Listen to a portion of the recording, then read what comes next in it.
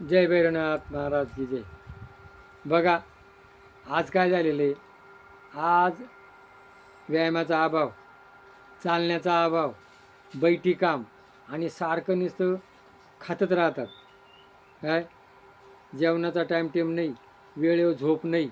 आणि मग काय झालेलं आहे, हे जे सेंद्रिय खताचं अन्न, फवारलेले औषधं आणि सारख्या गोळ्या, याच्यामध्ये काय झालेलं आहे, ॲसिडिटी, जळजळ.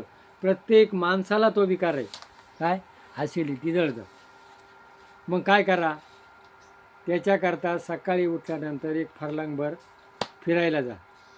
चुकून आल्यानंतर आंघोळ करा, 12 उठबशान, 25 सूर्यनमस्कार आणि थोडी योगासनं करा. नंतर काय करा, 1 चमचा त्रिफळा चूर्ण खा आणि पाणी प्या. संध्याकाळी 1 चमचा त्रिफळा चूर्ण, त्याने काय होतं, पोट साफ होतं. आणि मग काय करा, ओवा, बडीशेप, धने, जिरे ही भाजून घ्या, हिंग घ्या, काळं मीठ घ्या आणि खडी साखर घ्या, त्याचं चूर्ण बनवा. मी हे केलेलं होतं. अनेक लोकांना औषधं विकली आणि याचा काय होतो, आजमोला तयार होतो. एखादी बाळंतीण बाई आहे, तिला दूध नाही, तिला दूध येतं आणि पचनक्रिया होती. लहान मुलाला भूक लागते, कारण ह्या वस्तू कशा आहे, पाचक आहे. हिंग पाचक आहे, काळं मीठ पाचक आहे, ओवा, बडीशेप आणि 1 चमचा जेवण झाल्यावर खा. बघा ही औषधं मारवाडी गुजरातींच्या घरामध्ये आहे. ते आपल्यावानी उठपड दवाखान्यात जाती नाही. काय आपल्याला काय झालेलं आहे, काही नाही, आपण उठलं का दवाखाना. ही किती सोपं औषध आहे. अन्न पचण्याकरता हे पाचक चूर्ण, त्रिफळा चूर्ण काही करायला हरकत नाही. आणि जेवणाचे वेळ ठेवा, जेवणाचे नियम ठेवा आणि भूक लागेल तेव्हाच खा.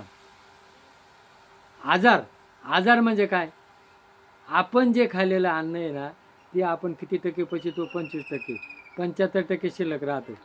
आणि ते शिल्लक आजार वात, पित्त, कफ. काय लक्षण आहे, वात, पित्त, कफ.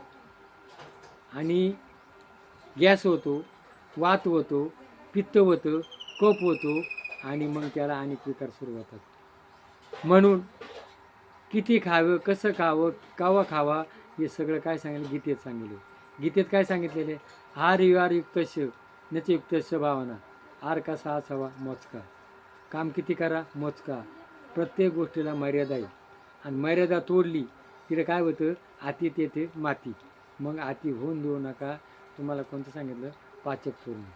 ते पाचक चूर्ण आपल्या घरी बनवा, त्रिफळा चूर्ण घ्या, व्यायाम करा, योगासनं करा आणि जेवढं करून आठवड्यातून 1 दिवस काय करा, उपवास.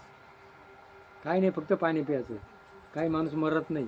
1 दिवस उपवास करा आणि तुमची पाचक शक्ती ही सुधारावा.